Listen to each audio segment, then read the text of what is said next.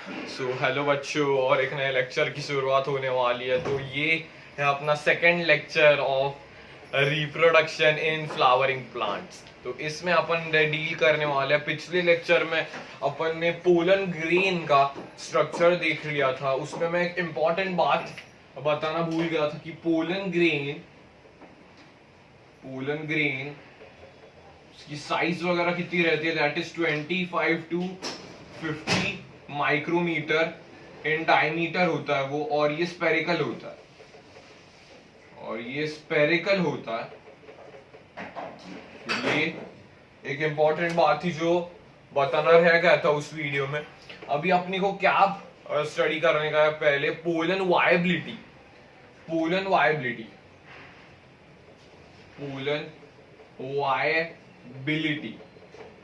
Sir, ये क्या होता है बेटा? पोलन वायबिलिटी मतलब पोलन ग्रेन जब भी पॉलिनेट होके स्टिग्मा पे गया और तभी उसका कितना टाइम तक वो एक्टिव रह सकता है और पोलन ट्यूब फॉर्म कर सकता है।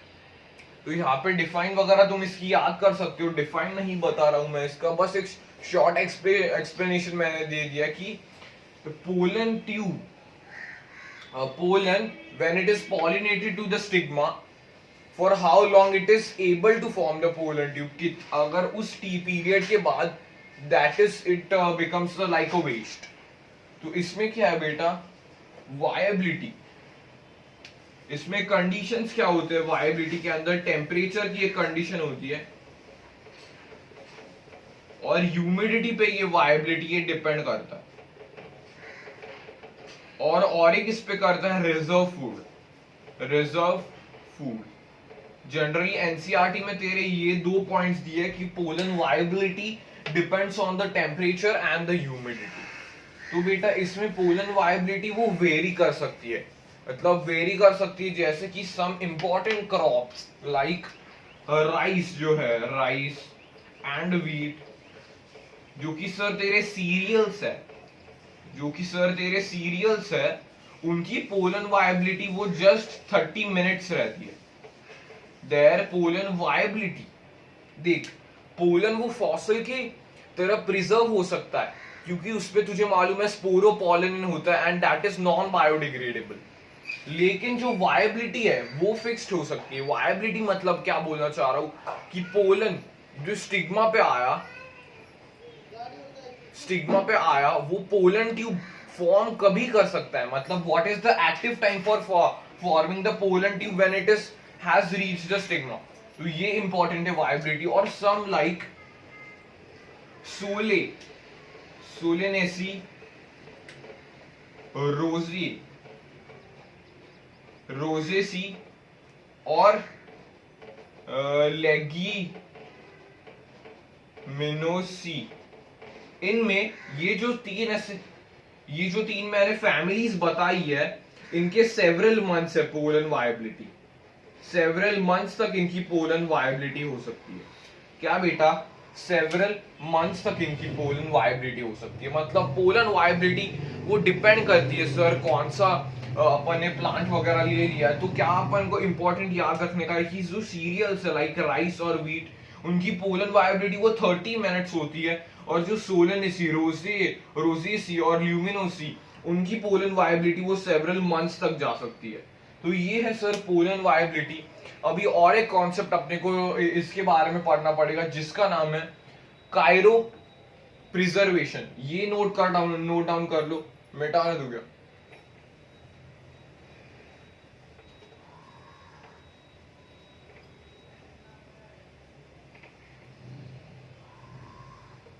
Okay,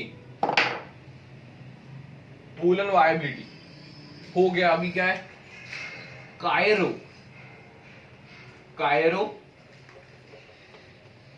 preservation. ये क्या होता है बेटा? कायरो प्रिजर्वेशन मतलब जो जर्म सेल्स है उसे अपन प्रिजर्व करके रहते हैं। जैसे कि स्पर्म बैंक्स में आर्टिफिशियल इंसेमिनेशन के लिए स्पर्म को अपन प्रिजर्व करके रखते हैं, वैसे ही केस में सर पोलन को अपने को प्रिजर्व करना होता है। किसे सर प्रिजर्व करना होगा? पोलन को प्रिजर्व करना होगा। तो बेटा ये किस में पॉसिबल है? पोलन को प्रिजर्व कैसे करते हैं वो लोग, क्या करते हैं बेटा, at -196 degree Celsius and liquefied या फिर लिक्विड नाइट्रोजन। ये sir what is the reason, तुम पूछोगे what is the reason that ये पोलन को इतने टेम्परेचर वगैरह पे कर रहे हैं। तो बेटा इसका कॉन्सेप्ट समझने की चीज है ये, देखो अगर टेम्परेचर लो है तो बेटा उसका मेटाबॉलिज्म लो हो जाएगा, मानते हो सब। अगर टेम्परेचर लो है तो उसका मेटाबॉलिज्म लो हो जाएगा, अगर मेटाबॉलिज्म लो हो जाएगा तो उसका फूड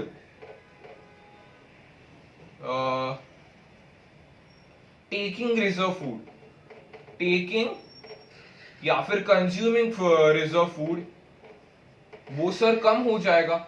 अगर सर रिजर्व फूड का टेकिंग कम हो रहा है तो सर रिजर्व फूड वो ज्यादा अमाउंट में बच जाएगा। इसलिए सर ये कायरो प्रिवेंशन इसका इंपॉर्टेंट है of the pollen.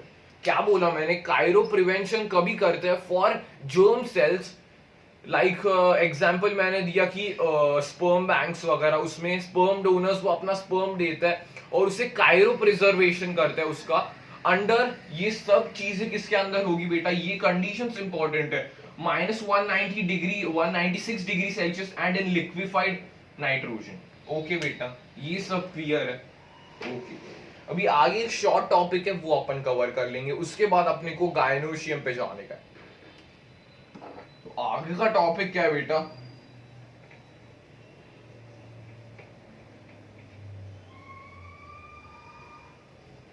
Pollen allergies वगैरह जिससे अपने को डील करनी है।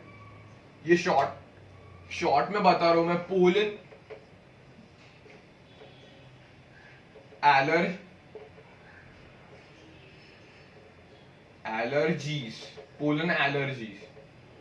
पोलन एलर्जीज का मतलब क्या होता है, एलर्जीज कभी होती है जब भी हाइपर सेंसिटिव अपना इम्यून सिस्टम बन जाता है, कभी बेटा हाइपर सेंसिटिविटी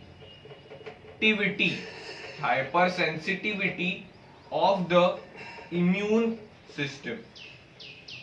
इम्यून सिस्टम की हाइपर सेंसिटिविटी हो जाती है।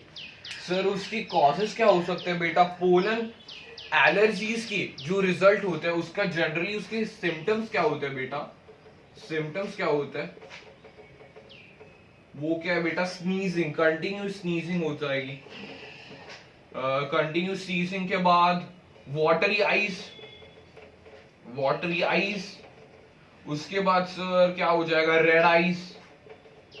रेड आईज, उसके बाद क्या हो सकता है, हे फीवर। एक एसएससी बुक में एक इंपॉर्टेंट फैक्ट दिया हुआ है कि जो एनिमोफिलिस मतलब जो विंड पॉलिनेटेड प्लांट्स होते हैं, हे फीवर का एक इंपॉर्टेंट टॉपिक समझ लो, जो एनिमोफिलिस, ये पॉलिनेशन में अपन फिर से कवर करने वाले, टेंशन लेने की कोई बात नहीं है। एनिमोफिलिस प्लांट्स मतलब क्या, जो विंड पॉलिनेटेड होते हैं उसमें उनके जो पोलन है वो अगर एंटर कर गए, वो अगर जो sensitive hyper sensitive immune system में एक पर्सन के एंटर कर गए तो उसकी वजह से कॉमन उसका सिम्टम हे फीवर आ जाता है। ये सीटी वगैरह में भी पूछ सकते हैं, इसलिए जो एसएससी वाले हैं उन्हें ये बात याद रखनी होगी।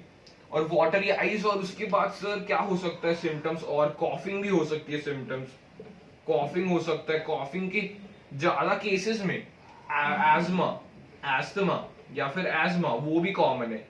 एस्मा के बारे में अपन ने 11th में पढ़ा था क्या, कि व्हेन द कॉन्स्ट्रिक्शन होता है ब्रोंकियोल्स वगैरह का, जिसकी वजह से वीजिंग साउंड आती है, ये एस्मा है।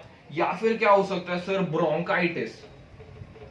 ब्रोंकाइटिस, जो ब्रोंकियोल्स है वो इन्फ्लाम हो जाएगी, ब्रोंकाइटिस,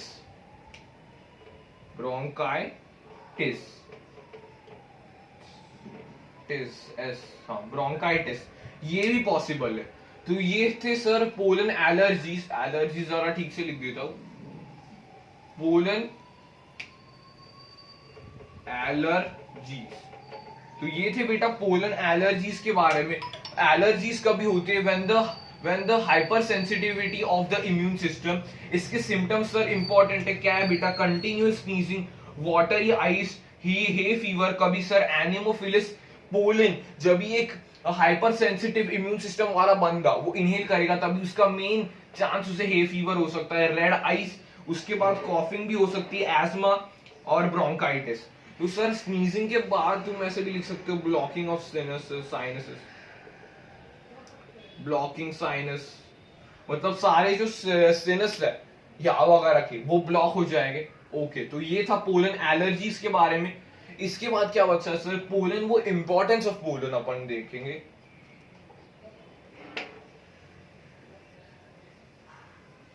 जो शॉर्ट शॉर्ट टॉपिक्स ही तेरे एनसीईआरटी में भी दिए हुए हैं, इसलिए मैं लेने की कोशिश करूंगा इन्हें, क्योंकि ये भी इंपॉर्टेंट है, क्योंकि as this is your board year, तो ये भी ध्यान से सब कुछ पढ़ना पड़ेगा अपने को। अभी क्या पढ़ने का, पोलन के बारे में। पोलन का बेटा, it is considered, it is highly nutritive, highly nutritive बोले तो इट इज वेरी न्यूट्रिशनिस्ट, मतलब उससे न्यूट्रिशन मिलता है अपने को। जैसे कि कुछ लोग ऐसे common, it is that they are consuming pollen pills वो कंज्यूम कर रहे हैं। Yes, that is also common. Generally ये कौन लेते हैं सर, एथलीट्स ये लेते हैं to improve their performance,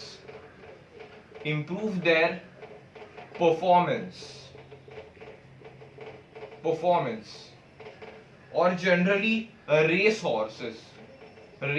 horses को भी ये देते हैं। ओके, तो पोलन टैबलेट्स या फिर pollen pills, because these are highly nutritive and it is used as a nutritionist source, and it is very popular in that USA वगैरह में कंट्रीज में ये बहुत पॉपुलर है। जनरली एथलीट से यूज करता है to improve their performances and by race horses. So ये था पोलन के बारे में। अभी अपन इंपॉर्टेंट टॉपिक पे चालू करने वाले हैं, गायनोइशियम। चालू करें, मिटा दे रहा हूं मैं ये जल्दी से।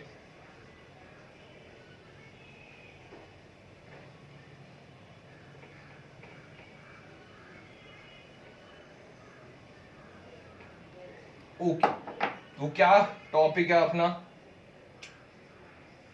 गायनोइशियम।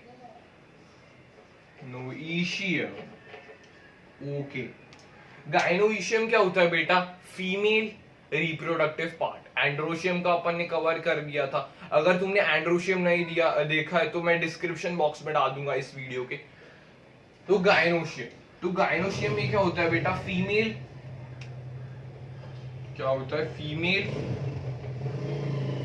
रिप्रोडक्टिव पार्ट हो जाता है। Yes sir, female reproductive part है। उसके बाद सर क्या है, उसका सर बेसिक स्ट्रक्चर सबको मालूम है, लेकिन तभी भी रिकैप के लिए मैं बना दे रहा हूं यहाँ पे। बहुत ब्यूटीफुल सा ये स्ट्रक्चर होने वाला है, देखो sir. Biology if you are studying, the right way to study is that diagram से ज्यादा चीजें समझने की कोशिश करो। रीडिंग तो तुम्हें करनी ही है, की points you have to remember, but diagram से तुम्हें सब कुछ और ज्यादा अच्छे से क्लियर हो जाएगा। तो यहाँ पे देखो, तू रिकॉल करने की कोशिश करो, ये पार्ट क्या है बेटा। ओके सर, सबको आ रहा है बेटा, स्टिग्मा। ये पार्ट क्या है बेटा, स्टाइल। और ये जो बेसल पार्ट है उसका नाम है ओवरी, और यहाँ पे जो स्मॉल स्ट्रक्चर्स है उसका नाम है ओव्यूल्स। तो बेटा ओव्यूल्स ये ओवरी से कैसे कनेक्टेड है। हाँ, yes, we have studied in morphology of flowering plants. याद आ रहा होगा तुझे कि अपन ने प्लेसेंटेशन पढ़ाई की थी। तो प्लेसेंटा से ही ओवरी के अंदर जो ओव्यूल्स है वो प्लेसेंटा के इससे ज्वाइंट होते हैं, प्लेसेंटा के इससे ज्वाइंट होते हैं। तो बेटा ये ओव्यूल्स बेटा यही है वो पार्ट जो कि इंपॉर्टेंट है। ओव्यूल, तुम्हें मालूम होगा कि ovary that forms the, ovary के फॉर्म्स करता है फ्रूट, और ओव्यूल क्या फॉर्म कर रहा है बेटा, seed. So precursor of seed वगैरह वैसे बोल सकते हो तुम। यहाँ पे सर गाइनोशियम का बहुत ब्यूटीफुल डायग्राम है। अभी सर स्टिग्मा का सर फंक्शन क्या है, स्टिग्मा का फंक्शन है बेटा, स्टिग्मा का फंक्शन है place for landing of pollen. देखो पोलन को अगर लैंड करने का है तो उसे एक फ्लैट ऐसी प्लेस चाहिए रहेगी जिसपे उसे वो लैंड करेगा, इसलिए ये स्टिग्मा है। तो स्टिग्मा ये स्टिकी होता है, स्टिकी क्यों होगा, या स्टिकी क्यों होगा, लॉजिक लगाओ। देखो पोलन ग्रेन्स है, स्टिकी होगा तो पोलन ग्रेन्स वो चिपक के रहेगा स्टिग्मा पे और उसकी वजह से अच्छा वो रिजल्ट देगा। तो इसलिए इससे क्या बोलते हैं अपन, स्टिकी स्टिग्मा। क्या बोलते हैं, S for stigma, S for sticky, तो स्टिकी स्टिग्मा। उसके बाद क्या है बेटा, स्टाइल क्या होता है, style is a slender, it is a slender stock जिससे जो पोलन ट्यूब है वो जाएगी। और ओव्यूल और ओवरी के बारे में अपन डिस्कस कर चुके हैं। तो ये बेटा गाइनोशियम के बारे में इंट्रोडक्शन। अभी अपने को क्या पता करने का है कि एपो, तो बेटा इसका एक यूनिट का नाम क्या होगा बेटा, याद करने की कोशिश करो, कार्पेल। ओके, तो यहां पे क्या लिख दूंगा मैं, एपोकार्पस। मतलब क्या, बहुत सारे कार्पल्स है लेकिन वो फ्री है। व्हाट आई टोल्ड, बहुत सारे कार्पल्स है जो फ्री है। तो इसका एग्जाम्पल क्या है बेटा, अच्छा एग्जाम्पल इसका माइकेलिया, यही एग्जाम्पल है आई गेस। रुको एक बार मैं चेक कर लेता हूँ इसकी स्पेलिंग, एक ही मिनट, तब तक नोट डाउन तुम कर सकते हो।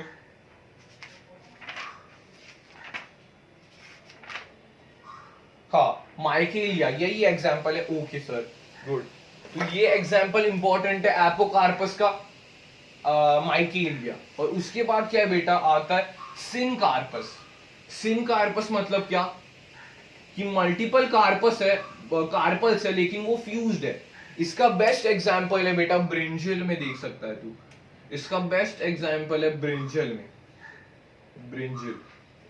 Yes sir, everything is clear. What is apocarpous, carpels है, बहुत सारे कार्पल्स है लेकिन वो फ्री कार्पल्स। इसका एग्जाम्पल क्या है, माइकेलिया। और इसमें सिनकार्पस, बहुत सारे कार्पस है लेकिन फ्यूज्ड है, इसका नाम क्या है बेटा, ब्रिंजल। एग्जाम्पल क्या है, ब्रिंजल। तो ये है बेटा बेसिक्स ऑफ गाइनोशियम। इसके बाद अपने को स्टडी करने का है ओव्यूल्स पे, एनाट्रोपस ओव्यूल अपन डिस्कस करने वाले। चलो देखते हैं।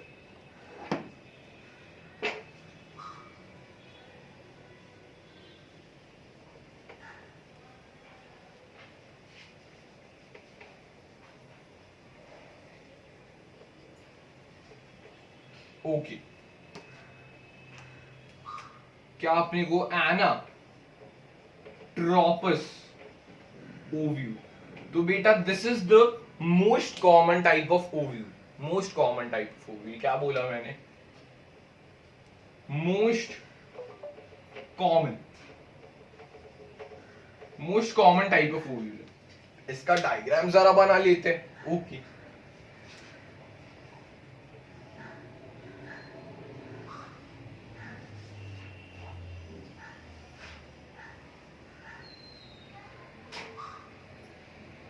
क्लियर करने की कोशिश करूंगा मैं तुम्हें।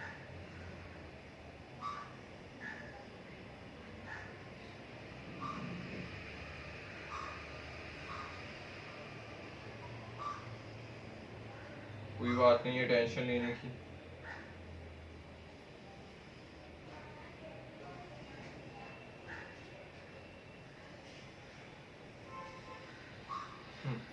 तो ये एक अच्छा सा डायग्राम बनाने की मैंने कोशिश की है। तो बेटा यहाँ पे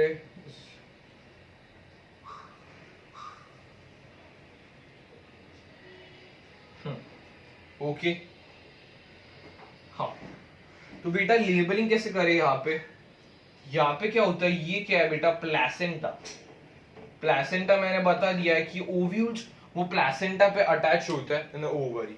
तो यहाँ पे ओव्यूल और प्लेसेंटा के बीच में कनेक्शन आता है जिसका नाम क्या बेटा, फ्यूनिकल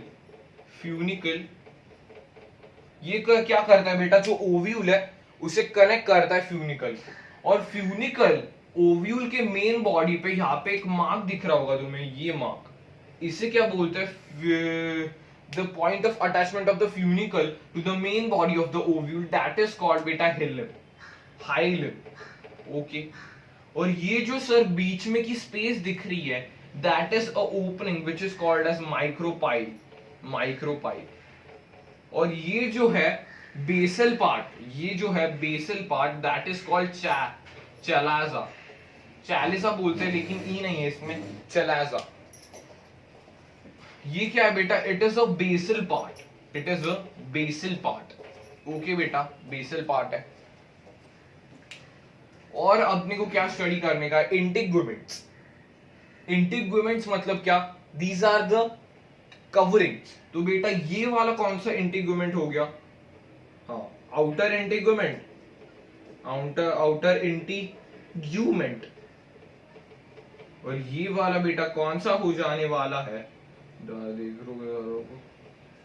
ये वाला बेटा कौन सा हो जाने वाला है, इनर इंटीग्यूमेंट। बेटा some of the gymnosperms they have only one integument, इसलिए वो क्या बोला जाता है उन्हें, यूनी इंटीग्यूमेंट। लेकिन एंजियोस्पर्म्स अपन डिस्कस कर रहे हैं because flowering plants are only angiosperms, इसलिए अपने को two integuments that is bi integuments के साथ पढ़ना पड़ेगा।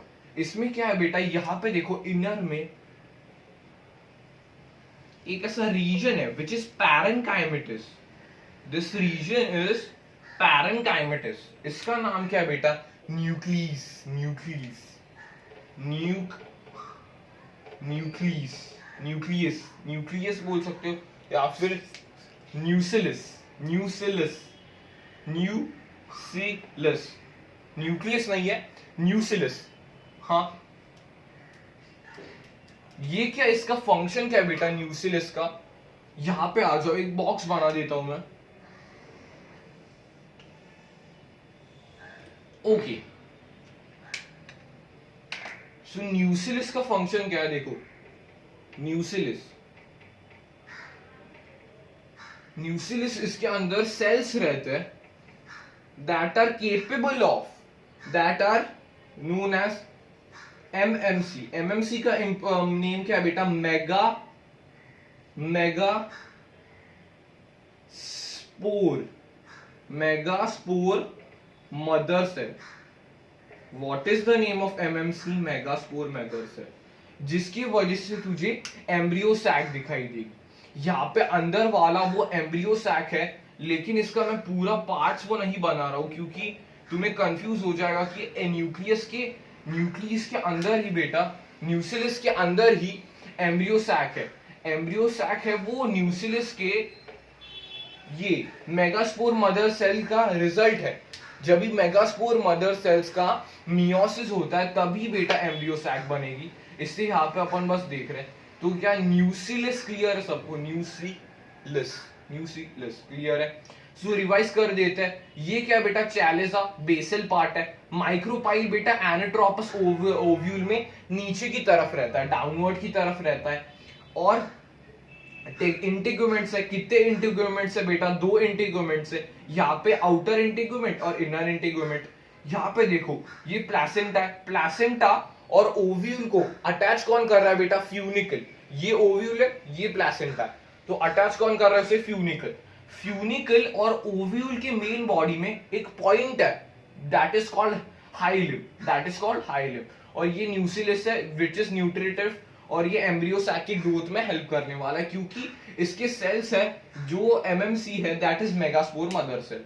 ओके, ये क्लियर है, ये क्लियर है सबको। ओके, रब कर देता हूं मैं, डायग्राम ये इंपॉर्टेंट है, बनाने की कोशिश कीजिए सब लोग। ओके, मिटा दे रहा हूं मैं।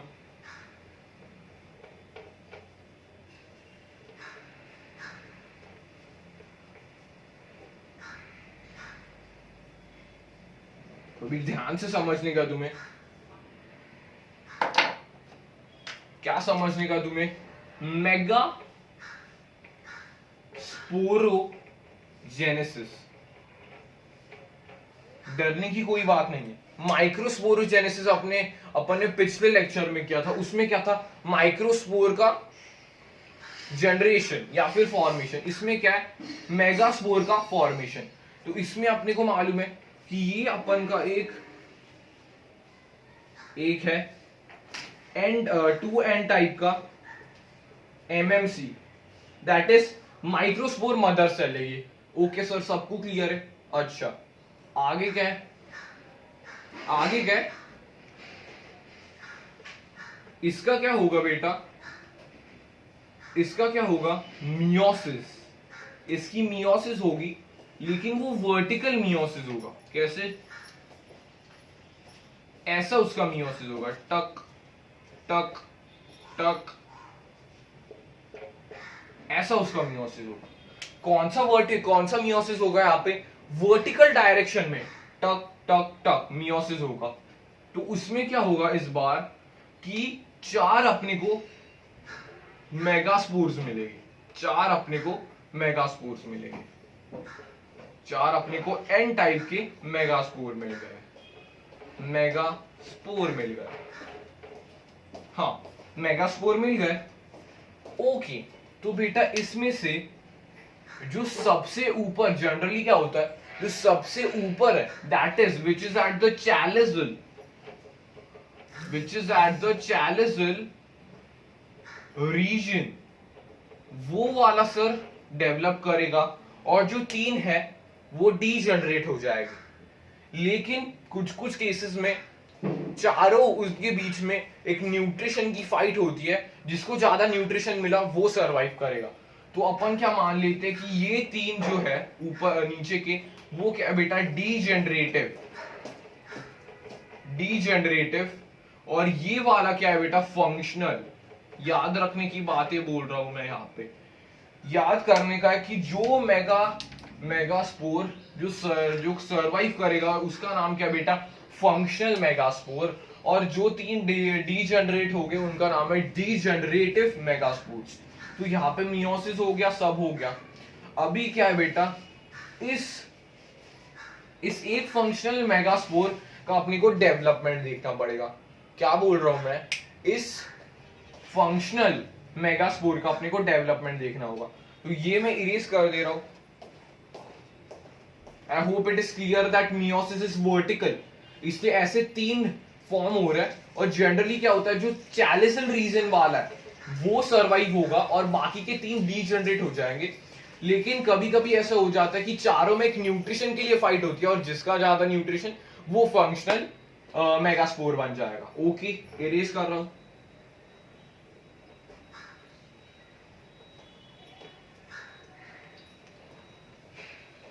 ओके,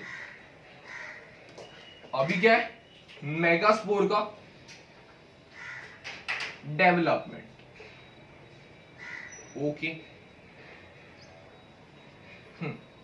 तो यहां पे सर मेगास्पोर आ गया अपना, एन टाइप का है, उसकी थोड़ी साइज वगैरह बढ़ेगी, वैसे ही साइज वगैरह बढ़ेगी।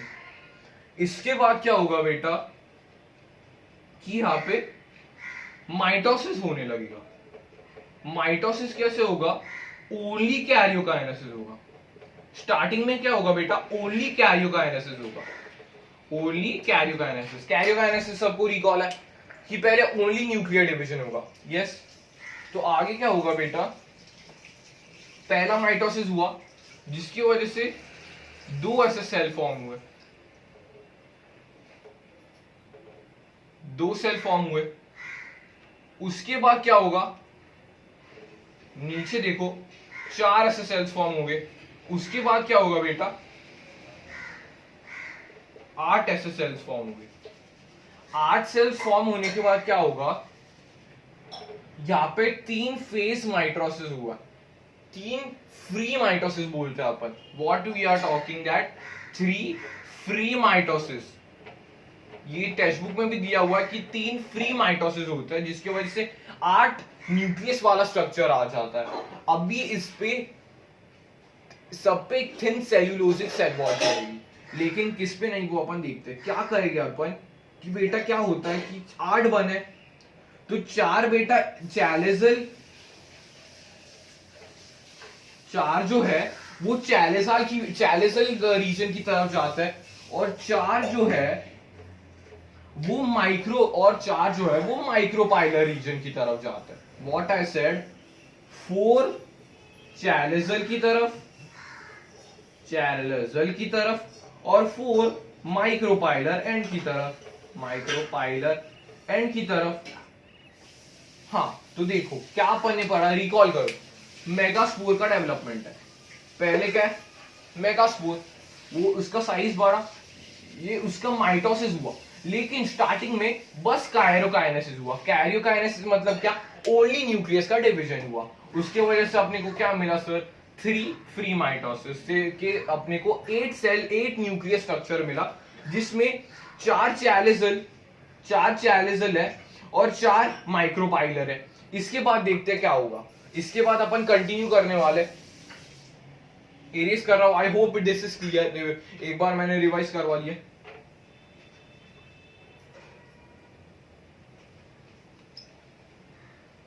ओके, तो सर अपने को ऐसा कुछ स्ट्रक्चर मिला था। ओके, तो इसमें से क्या होगा बेटा, ये दोनों वो न्यूक्लियस की तरफ माइग्रेट करेंगे, ये दोनों ये सेंटर की तरफ माइग्रेट करेंगे। इसके वजह से क्या होगा, सब पे एक थिन सेल्यूलोसिक सेल वॉल आ जाएगी, मतलब इस पे एक सेल वॉल आ जाएगा, और ये दोनों न्यूक्लियस की तरफ गए, और ये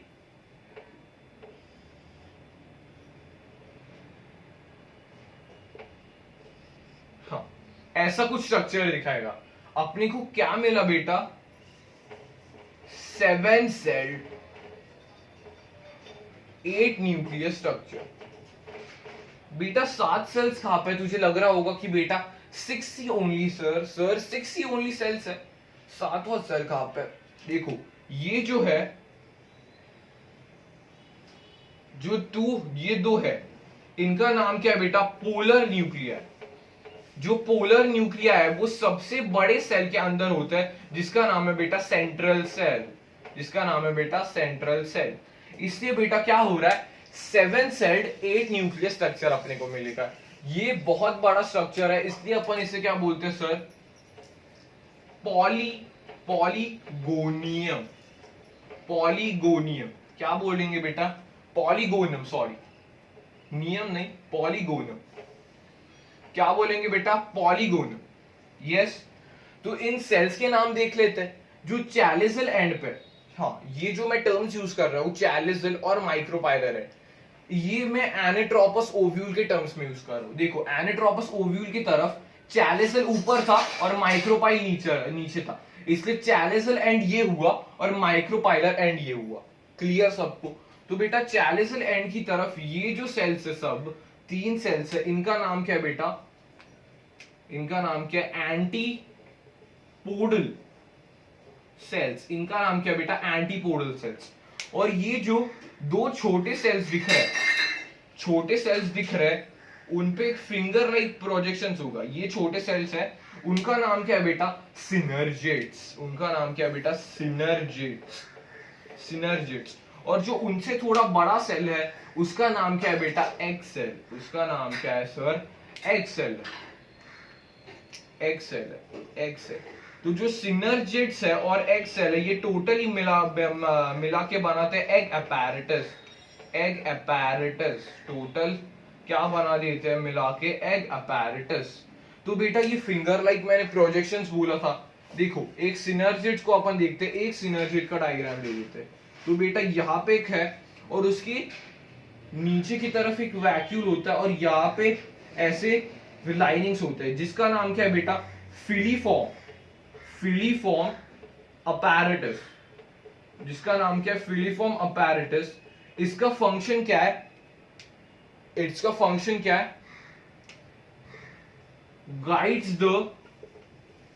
guides the pollen tube to the synergid।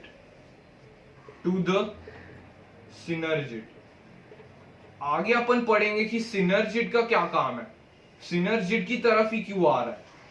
ये फिलीफॉर्म अपैरेटस का फंक्शन क्या है, guides the pollen tube towards to the synergids, या फिर बोल सकते हैं guides the pollen tube to the micropyle for entry, या फिर releases chemicals that guides the pollen tube to enter the micropyle. ये है बेटा फिलीफॉर्म अपैरेटस। और ये ऐसे टाइप को अपन क्या बोलेंगे, ऐसे टाइप को क्या बोलेंगे अपन, इसको एक वर्ड है ये बेटा, ऐसे टाइप के अपन सेल फॉर्मेशन को एक वर्ड था जो, रुको मैं देख लेता हूं। हाँ याद आ गया मुझे। इस सेल का इस type of development from one से एम्ब्रियो सैक का डेवलपमेंट है, इसका नाम है बेटा मोनोस्पोरिक डेवलपमेंट। बिकॉज एक ही मेगास्पोर से ये डेवलप हो रहा है, इसलिए इसका नाम क्या है बेटा, मोनोस्पोरिक, मोनोस्पोरिक है ये। तो ये था बेटा आज का वीडियो, और अपन ने डिस्कस किया pollen viability, Cairo preservation, pollen allergies के बारे में, पोलन का स्ट्रक्चर, मतलब पोलन के बारे में अपन ने देखा कि वो न्यूट्रिटिव होता है क्या, that is used by athletes to improve their performance and by race horse. उसके बाद अपन ने गाइनोशियम का देखा, इजी स्ट्रक्चर बना है। उसके बाद अपन ने मेगास्पोरोजेनेसिस देखा, और इसके बाद अपन मेगास्पोर का डेवलपमेंट से अपन यहाँ पे आ चुके थे। तो ये था सर पूरा वीडियो ऑन गाइनोशियम। ये सेकंड वीडियो था, फर्स्ट वीडियो की लिंक मैं डिस्क्रिप्शन में डाल दूंगा। If you like this video, give a like to the, and every subscribe you will give, that is the inspiration for us. So thank you for watching and keep learning, keep studying. Thank you.